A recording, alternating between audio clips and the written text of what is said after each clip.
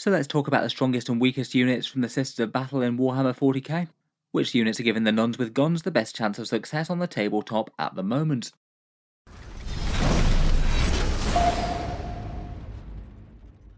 Hello and welcome back to Auspex Tactics, where today we're talking Adepta Sororitas, and in this video I thought we'd go through a faction tier list of each and every unit, talk to them about how strong I rank them in the game at the moment, and why. Currently in early 10th edition, the Adepta Sororitas do seem to be having a fairly tough time of it army power-wise. They're definitely towards the lower end of a 40k power spectrum scale, around about 42% win rate, so while not at the absolute bottom of the pile of the most suffering armies, they're not really that far ahead of them. Despite some fairly powerful supporting rules with their miracle dice, a lot of the units are just really quite overcosted, including many of the staples from the past edition that kept them dangerous. I feel like the overall theme is perhaps Games Workshop have just been a bit too harsh on the Sisters Elite Infantry, not really realising just how damaging it would be to the army to make multi-melters an 18-inch range so they can't really reach the targets that they need to, and then perhaps not realising just how much power the melee units would lose if the damage boost from Bloody Rose and the exploding sixes from Sacred Rites both went away at the same time. I still think they're not really unplayable in 10th edition. They do have at least a reasonable chance of success against a lot of the other mid-tier armies, but there's certain factions that just have enormous amounts of raw power that they're just going to struggle to deal with in any way, shape or form. Hopefully that means that there might be some good news on the horizon though. They should have some reasonable chances to get some balance boosts in future Games Workshop points updates. Hopefully that will mean that a few more of their iconic units can return to the fore.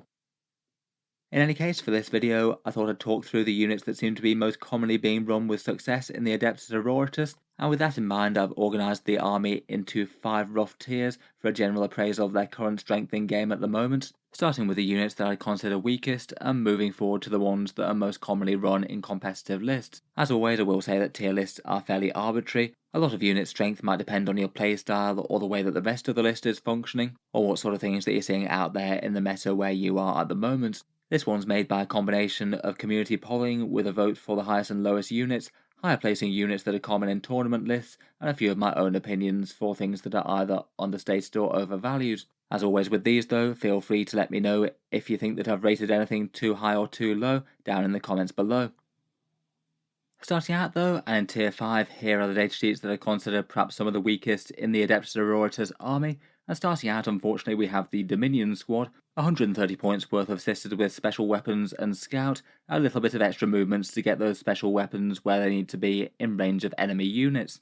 I guess you could make some argument for these girls, seeing as they're able to set up and get into the midfield kind of early, could potentially alpha strike the enemy army in the right situation. Maybe if you bought them a Rhino that scouted and then could move forward and drop them in melter range or something. I think they have a fair few issues though. They cost 20 points more than the Battle Sister squad, despite not really getting any significant upgrades in their damage dealing. I guess you could either have a bunch of flamers or melter guns of your choice, but I still don't think that really adds up to 130 points worth of threat. And of course they're not really all that tough for a unit to just gun down in return, particularly not when you need to get them within 12-inch range and right up in the front of the enemy army. They're definitely a squad that's been hurt a fair bit by having to take them in 10 sister blocks as opposed to just 5s, and for the cost it just seems like virtually any of the other elite infantry would probably seem better, even with scout and their slightly boosted long range threat range. Maybe I've been a little bit harsh to them putting them down in tier 5, they could have been a tier 4 datasheet potentially, but I still feel that they're a unit that is probably going to underperform a fair bit.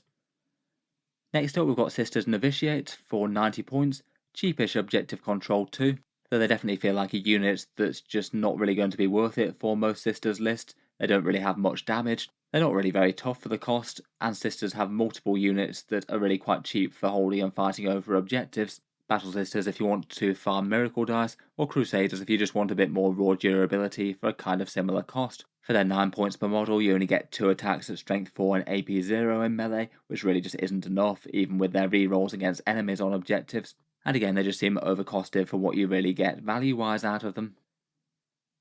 Finally, down in tier 5 here, I've also chose to rank a couple of the support characters, which I think are going to struggle to get a look in compared with a fair few of the rest of them for the points that they cost. I feel like the Missionary might be one of the weakest datasheets in the index for 35 points, a little priest that gives you sustained hits 1 in melee, but no meaningfully dangerous melee units that he can actually attach to give it to. In theory, the unit he should be going with is Arco-Flagellants to give them a buff, but they already have sustained hits, so you can't double up on it. Otherwise, the Dogmata for 50 points gives a Battle Shock debuff to enemies, which isn't a great start, and then also extra objective control for the Sisters unit that she is commanding. It's not entirely useless, and it means that with the +1 to objective control, the squad will be immune to losing OC from failing leadership, but still that just doesn't really seem quite worth it at 50 points compared with the other fairly good support characters that you could have. Moving on into Tier 4, here are the units that I'd consider kind of overshadowed at the moment, though perhaps not unusable. First up, while Repentia can still do a fairly good job of tearing apart things like Space Marines, they feel like they're a lot less good than they were back in 9th edition. 15 points per model, and you get either 5 or 10 in a unit. Again, as before, just ridiculously fragile, even with the Feel No Pain type save that they have. Definitely going to be taking some heavy casualties to even incidental bolter fire if you have it coming at you. In combat, they just get the 2 attacks at Strength 6, AP 2 and Damage 2, re-rolling hits, and then re-rolling wounds only if they're charging. Not awful against the right targets, but they're very far from being the unit that can just delete almost anything in the game these days, and they do feel rather let down by not having any access to character buffs that they might have had previously, and are probably just not quite destructive enough for the amount of points that you pay for them, not when they're so easily removed in return by some incidental enemy firepower. They are also a fair bit harder to deliver than previously, without as easy access to advance and charge, and they're perhaps particularly susceptible to Overwatch, where you could have things like Flamers take out half the unit before they get to the charge on their key targets. I think they could certainly afford to lose a few points due to their disadvantages.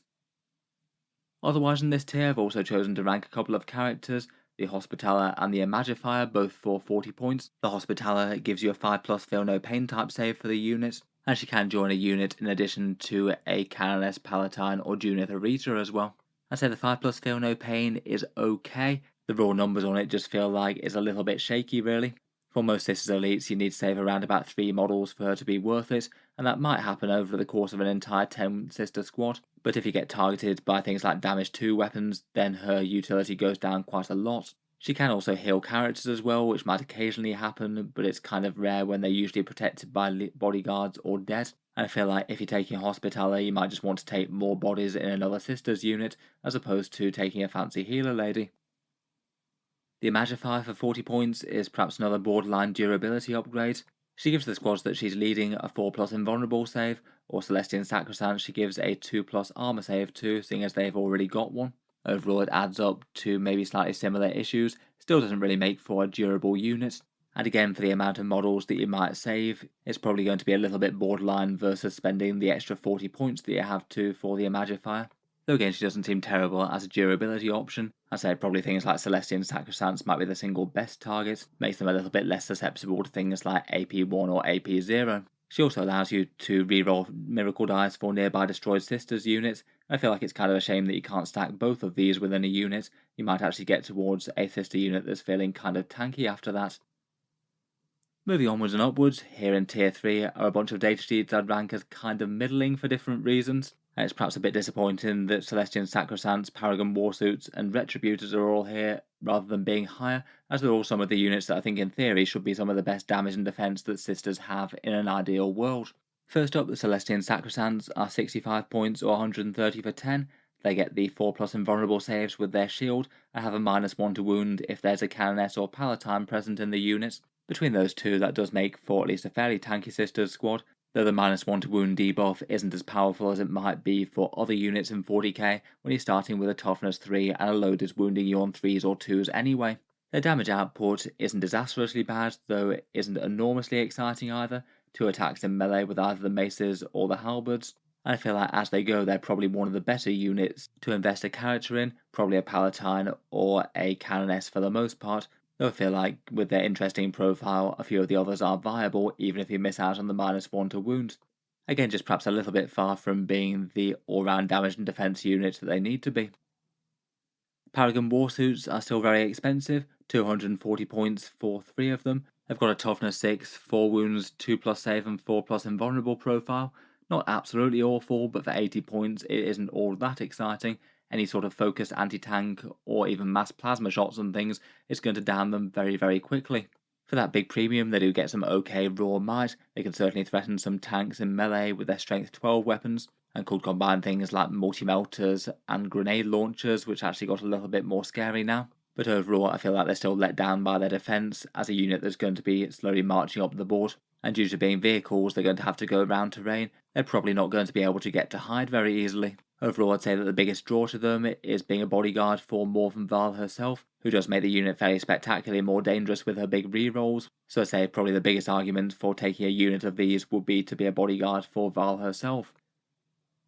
Next up, the Retributors are 130 points, one option for some anti-tank with their mass multi-melters, though their numbers don't stack up amazingly perhaps compared with the heavy weapon troopers in other factions. Their damage output maybe isn't too terrible, but they're just incredibly fragile, given toughness 3 bodies with 1 wound. Makes it a bit painful to compare them with things like Space Marine Devastators or Chaos Havocs. Due to having short range, they likely need either a Rhino or Immolator to deliver them into the fray, and even then you might struggle to get into melter range with the multi-melters, and if the enemy has any good Overwatch units, they could overwatch them getting out of the transport, which could be pretty brutal without any bodies to tank damage. Their numbers aren't enormously exciting, but aren't truly disastrous if they get out of an Immolator and get to re-roll the wound rolls. Plus just melter weapons in general can be pretty nice with a miracle dice to get some automatic 6s through if you do manage to punch one through the enemy defense. Still though, at the current points cost, they feel either a bit overcosted or just don't really quite do enough damage for how much they do cost. I think it would be very useful if Retributors were a bit better for the Sisters of Battle, as they're really lacking for anti-tank units,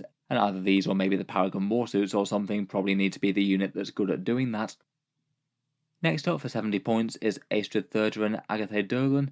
I'd say they're a potential upgrade for Sacrosanct, though probably being outcompeted by Canonesses and Palatine for most players, as without them you don't get the -1 to wound debuff, which is pretty big. Still though, devastating wounds on the maces in particular could get you a fair amount of mortal wounds when the squad charges in, plus they contribute with a bit more general purpose damage with strength 5, AP 2 and damage 2 as well. Could make an interesting unit a bit more skewed to damage over defense, a bunch of mortal wounds on top of their regular output. Still though, I think that most of the time you'd want the Palatine or Canoness. Finally for this tier, I've also chosen to rank the Preacher here at 45 points. I'd say he's a maybe upgrade if you're using a big unit of Arco-Flagellants, which I think is usable enough really. He gives the whole unit a +1 to wound, which is kind of a big deal at making them a general purpose threat, as they have their attacks twin linked anyway, so get to re-roll the wound roll already. It means that with this guy, the unit will get an enormous amount of wounds on just about any target whatsoever. Fairly ruinous to infantry, though they're still going to struggle with anything with a high armor save as they're all AP 0. Maybe the Preacher could have been a tier 2 along with the Arco-Flagellants. I feel like they only make sense though if you're building out for the big unit, which you might not always want to do. Moving on, we get to tier 2, arguably some of the better stuff of the Sisters Codex. I'd rate all of these as usable enough for the Sisters army for different reasons, though maybe not quite the most standout units in the index at the moment. Battle Sister squads are perhaps a weird one to rate, 110 points for 10 Sisters with Objective Control 2. Their damage and defense isn't enormously exciting, even at the fairly cheap cost, but I feel like a lot of lists are just going to take them anyway. They're fairly good bodyguards for various good characters, and perhaps most importantly, they're able to farm miracle dice if you've got Battle Sisters surviving on objectives in your command phase, so having at least one of these to sit on a home field objective could be a nice miracle dice farm as the game goes on. Otherwise, they were a bit unfortunate in that they got the locked squad size of 10, which does make them a bit worse at their job, and besides that can have a bit of a sting in the tail with a special and a heavy weapon, plus the Cherub and Simulacrum within the unit, both of which are kind of nice to have. Overall though, they're just not really very focused, having a bit of anti-infantry shooting, and then a little bit of anti-tank firepower, and all of it fairly close range. I'd say their special rule and maybe being character bodyguards are perhaps the biggest draws. Next up are the Zephyrim for 70 points or 140, maybe not tending to appear in competitive lists quite as frequently as the Jump Shoot Jump Seraphim, but these girls I think are still fairly interesting. 3 attacks on the charge each, strength 5, AP 2 and damage 1. They seem like quite a nice target for the stratagem that gives you a +1 to wound as well. That could be really quite nice to make them punch up a bit against heavy hitters. Otherwise they can reroll advances and charges to help deliver them to melee, have a nice 12-inch move to get them into combat, and get a 5+ invulnerable save which could help them out against high AP attacks. I'd say between that, for 14 points they're probably higher value than most of the other Sisters Elites right now. You could include Celestine in the unit if you wanted a little bit more melee threats that could engage heavier targets.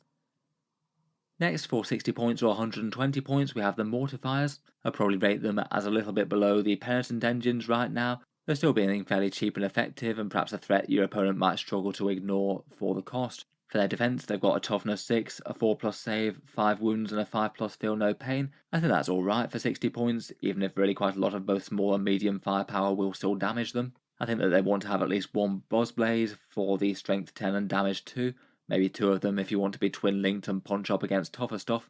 I'd probably be more tempted to run these with heavy bolters, and if you're taking flamer units, then make that the penitent engines. And in combat, they get sustained hits on the charge, so that ups their damage output that bit more.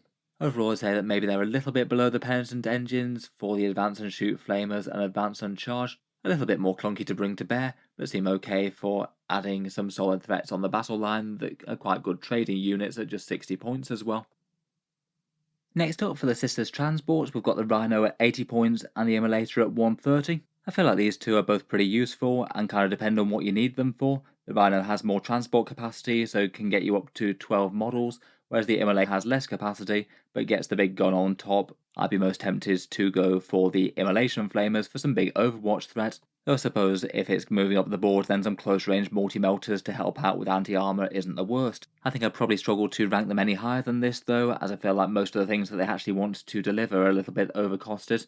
You could use a Rhino to get Battle Sisters or Dominions onto midfield objectives, or potentially use it for Sacrosants to use as a battlefield bunker to charge out of at some point. The Immolator perhaps looks best with Retributors maybe, move forward, jump them out and get to reroll wounds with their Flamers or Multi-Melters. Overall, I'd say that both of them are solidly usable at the moment, though they're kind of dependent on their cargo actually being good, and I feel like if the Sisters' mainline damage dealers were a bit more efficient, then these would be as well.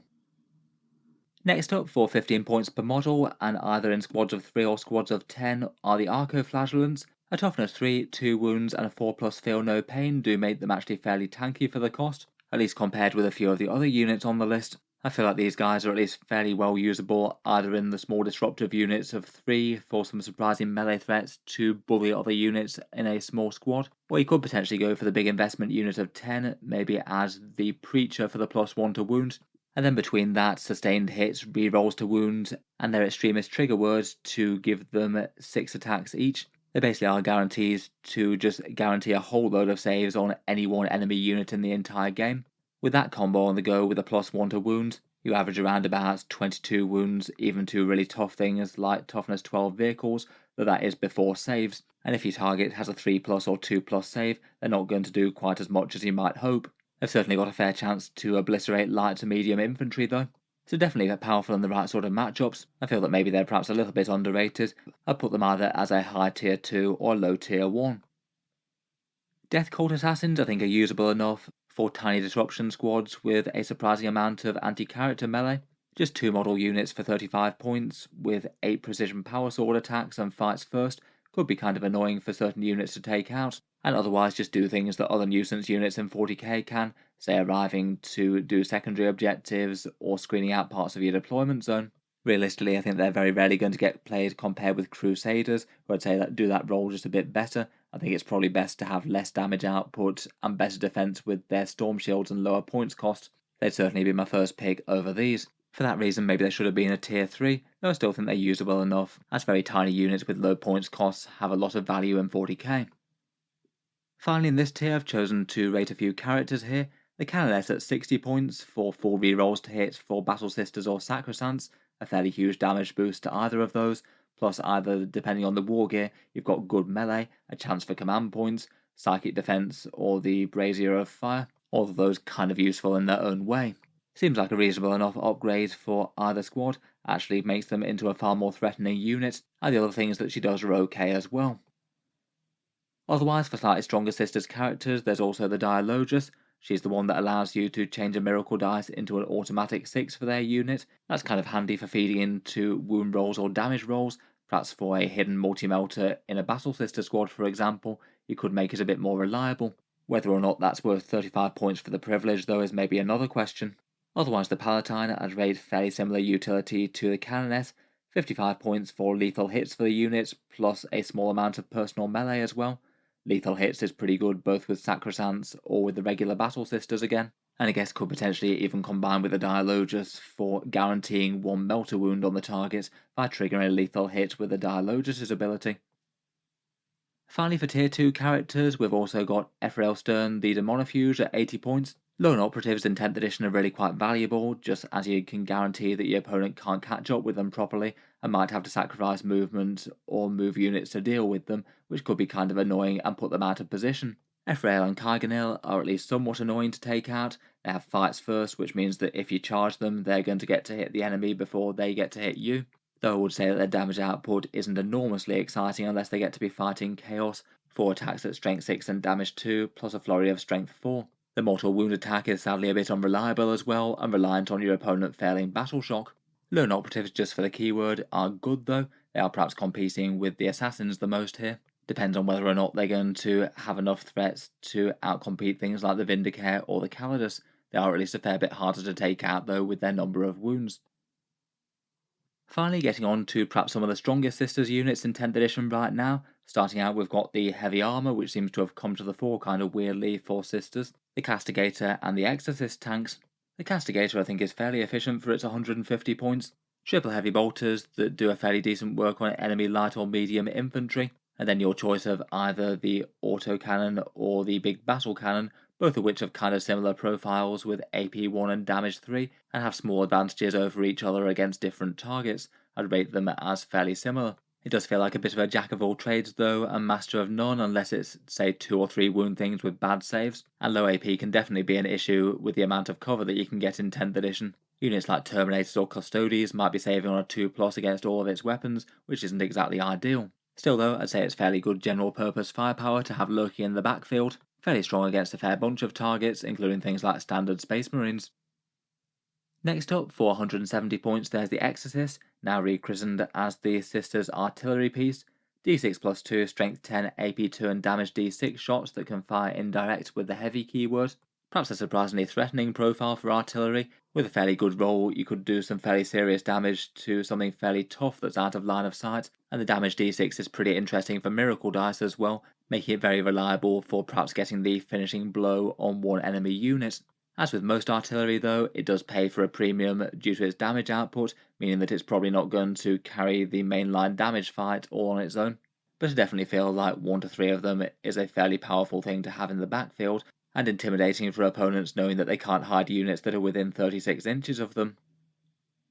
Next up are the Seraphim, 70 points or 140, perhaps fairly ideal units for skirmishing with enemy infantry and zipping around the board doing tactical objectives. The way that I've seen them played the most is with mass hand flamers to bully enemy infantry really quite well, as the Sisters ones get strength 4. Should be fairly good at dealing damage to any sort of light infantry, and they could threaten some good overwatch with 4 flamer profiles in the unit. Plus they could be annoying for the enemy to get to grips with if they don't have any particularly good movement units. They get to move, shoot, move, and even if they do get shot by some high AP stuff, they've got a little bit more chance to survive than most with a 5+ invulnerable.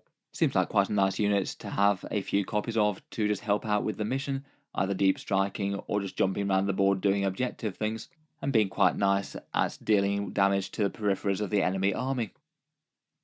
Next up, just for a tiny 20 points per 2 of them, are the Crusaders. I feel like when you get a unit that's just 20 points in Warhammer 40k and don't have a terrible efficiency on their profile, that's almost auto-include. Having these tiny units really can help defeat the enemy in detail a little bit. They're cheap enough to just be used to screen the deployment zone, put in strategic reserve to turn up to do tactical objectives, or do nuisance charges on the enemy's flank. Maybe even just hold objectives in the midfield for absolute minimal investment. If they force an opponent's units to move forward to try and get round and take them out, then hopefully that positioning is going to allow you to counter-attack hard. And then even their per model damage and defense isn't awful. You get 2 power weapon attacks and a fairly good defensive profile with a 3+ save and 4+ invulnerable, which really isn't bad for essentially 10 points. I feel like most army lists probably won't go too far wrong with including 3 2-man squads in an army. Plus, even if they do die, then you generate a miracle dice, which in some cases could be worth 20 points all on its own. I think low-key for the cheap points, they might arguably be the most efficient unit for the faction. Next up, we've got the Penitent Engines for 60 points or 120 for 2.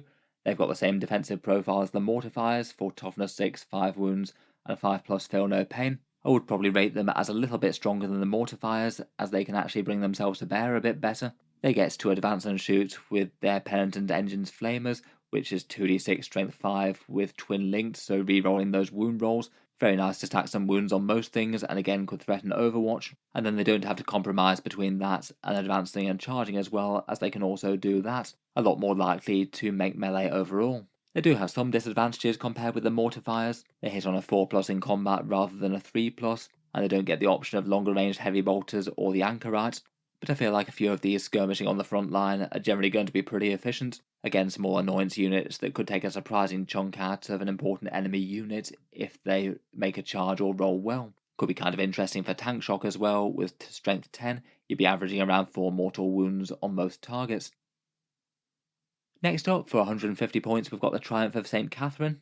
As before in 9th edition, it's just a kind of big nuisance unit for the enemy army. Maybe not the most enormous damage output in the world, though strength 5 and AP2 attacks en masse with lethal hits from its own buff really isn't too bad, I'd say. But I feel like quite a lot of units are maybe going to have more trouble taking it out than it's really worth for 150 points, with 18 wounds, toughness 3, a 4+ invulnerable save, and a feel no pain type save most of the time, and also being really quite easy to get cover in 10th edition. Overall, it's not really that big an investment for really quite a lot of annoying wounds and OC6 on the midfield objectives, and he could make an interesting unit with leading some battle sisters if he wanted to. A bit of a weird multi-threat unit moving up the board with some high objective control, handing out some buffs to the rest of the army nearby, and it does have the option for a few other choices if they make more sense situationally compared with the feel no pain or lethal hits. Moving on, next for 135 points is Morven Var, who honestly I think is far more efficient than the Paragon warsuits that she'd have to lead into battle. Not a bad personal profile with 8 wounds at toughness 6, some okay general purpose missile fire and Fidelis, and then some good attacks with a Lance of Illumination, which can go all the way up to 8 attacks once per game, which isn't too bad with strength 8, damage 3 and devastating wounds. Her main buff for the unit is a pretty awesome reroll all hits and wounds while she's leading the unit, so a lot of the time that's going to equate to around about double damage out of the Paragon suits shooting and melee. Given the fact that she costs around about half the cost of most of the units plus adds her own shooting and very good melee, seems pretty much auto-include if you are running Paragon suits to the extent where you might want to run them for Val alone. I feel like she's a very strong character overall, but would just do a lot better obviously if the Paragon suits were a fair bit cheaper. I feel like at the moment they're in a place where you wouldn't want to run the one without the other. Next up for 150 points there's St. Celestine, solid enough, strength 6, AP3 and damage 2 melee with devastating wounds, plus you can use her Ardent Blade as a flamethrower basically with strength 6 and AP2 damage 1, and gets a few attacks from the Gemini Superior as well. As characters go, she's at least reasonably hard to take down, with 5 wounds herself and then 2 wounds for each of the Gemini, added into either a Seraphim or a Zephyrim squad to lead them into battle. I think she really does tip the balance between turning the squad into a medium style threat into something that could really tangle with some much more tough enemy units. She also gets some good resurrection abilities as well, reviving a slain model in your command phase, which could either be the Gemini or her other bodyguards. And then when Celestine herself dies from the first time, you've got a 2+ chance to resurrect her near to where she died, hopefully to give her at least one more turn of acting, moving, shooting and fighting. Overall fairly solid and disruptive, looks like she'd be pretty decent either with Seraphim or Zephyrim to be honest. Depends whether you want a bit more focus on a dedicated melee unit or want a bunch of hand flamers and move shoot move.